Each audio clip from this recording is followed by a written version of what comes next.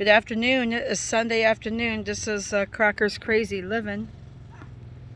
Yep, it's videotaping. I had to start it over because I goofed up. My husband and I and Michael, my son-in-law, we went and we were able to go picking some elderberries. Aren't those beautiful? Look at this one. Look how pretty. They're so pretty. Picking yesterday was kind of hard going. It's super hot down here in Florida.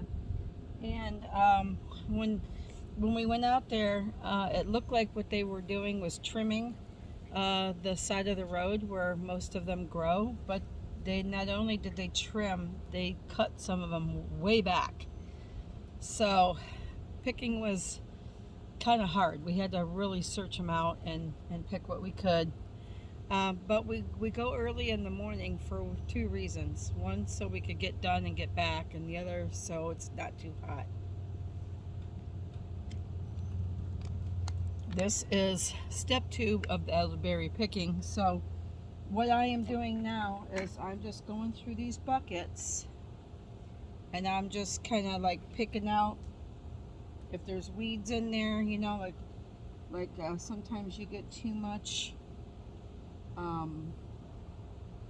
Sometimes you get too much leaf, you know, when you're picking them, because we just cut them with scissors and clippers. But you gotta pick through them, because sometimes there's little critters hiding in them. Stink bugs love these. Look at these. Oh my gosh, look at them. Stink bugs love elderberries because you find mostly stink bugs on them, and they're stink bugs because if you kill them they stink. So we just kind of pick through the berries, see if there's leaves or anything like that, we get them out of there. If there's a lot of dead stem, we get that out of there. What our next step is, after we kind of go through these, is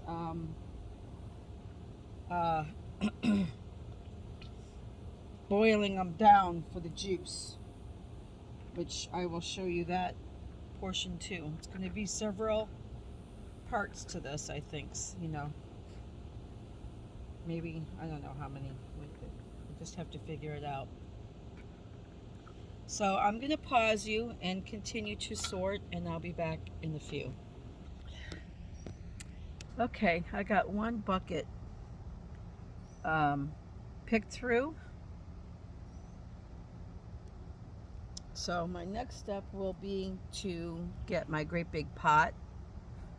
I have a great big stainless steel pot, and I will clean that out and get my berries in there, get it in the house, and then I'll come back and show you the next stage of boiling these berries. But I got one bucket picked through, and so I'm gonna go for now, and I'll be back soon. Okay, all right, after about a half an hour of being outside, what I did is you saw that I had those berries all picked out, so I decided to put water in them and kind of give them a rinse, because when you're picking the berries on the side of the road, you know, cars are going by and dirt's being stirred up, you kind of just want to give them a rinse. So I submerged them in water, and after I thought all the little creepy crawlies were already out, they came up to the top because they don't like water, and for sure they all got out of my berries, because you're going to have that. You're picking them out in the country, you know, you're out there in what I call the wild, and you're picking them. You're not at a farm. You're just out there, you know. So, all right. So now the next step is I got my big pot here. Yep, this thing keeps slipping on me. Trying to have it. Maybe I gotta tighten it somehow. I'll have to think about doing that later because I can't do it right this minute. All right. Hold on. I gotta fix this. All right, there's no way to really fix that because it doesn't really tighten. Well, maybe it did tighten up. Okay, so now I got my huge pot and I got my clean berries. There's another creepy crawly. Dang it. Let me get him outside. Coming in.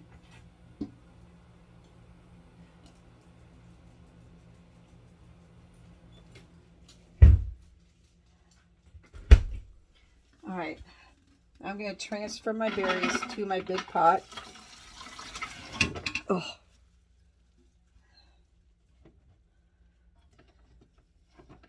And that's quite a few.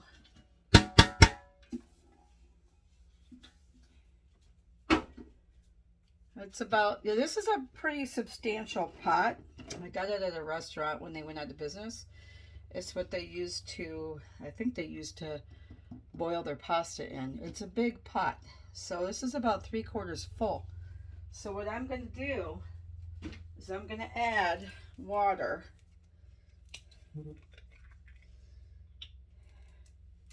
I just got some purified water here. You don't have to use purified water. You could use whatever your water you want. My husband doesn't like tap water, so we're going to use purified water to boil the berries. Because after all, it's going to become the juice.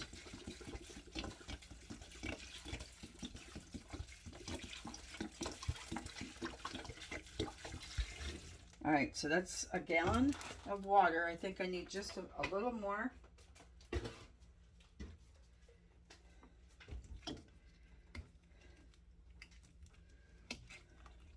Oops, this bottle's overflowing. You want to bring your water level almost to where you're covering the berries, but not quite. Right, that's good. That was like 1.5 gallons. Now, like I said, you don't have to use bottled water. My husband doesn't like taps, so we're using the bottled, purified.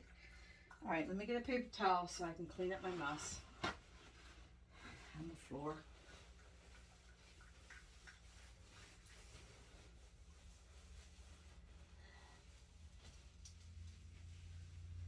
Okay, so as you can see, my water level is right, can you see it? It's right to there. So about 1 inch to 2 inches from covering the berries.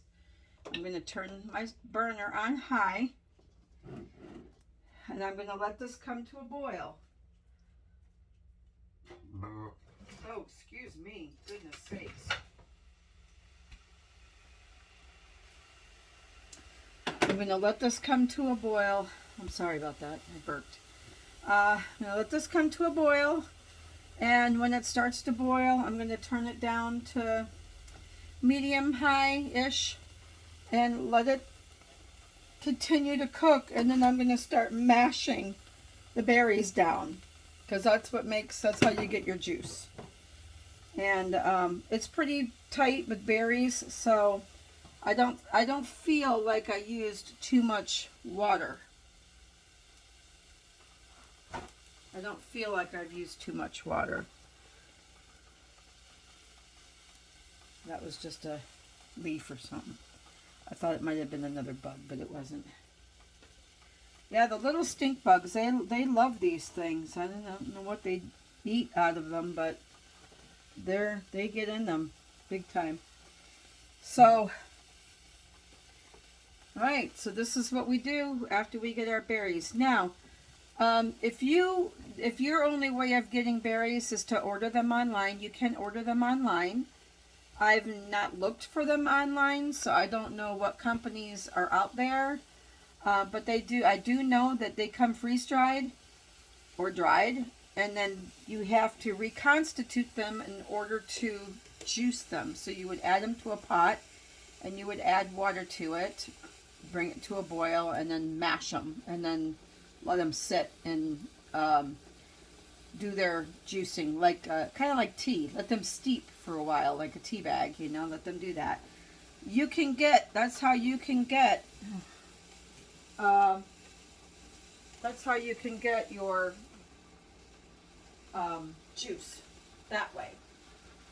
And they probably, I'm sure there's companies out there that have organic and everything else. I just saw a little spider, and where'd he go? Because he's going to get cooked. No,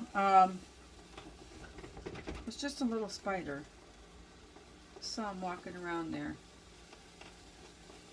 There are all kinds of little bugs that get in these things. It's just part of it.